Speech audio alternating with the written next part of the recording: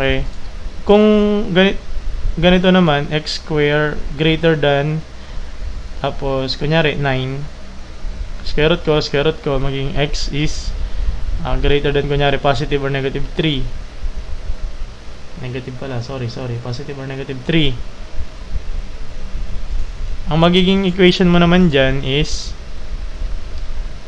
ikaw ay less than or equal to negative 3, tapos ikaw naman ay x is greater than or equal to positive 3. Yes, parang maxima or minima. Yan siya. Kumbaga, kapag ka ito, ang graph niyan pag ganito, negative 3 tsaka 3. Ito naman, nasa labas ka naman. No? Dahil yan, naka shaded.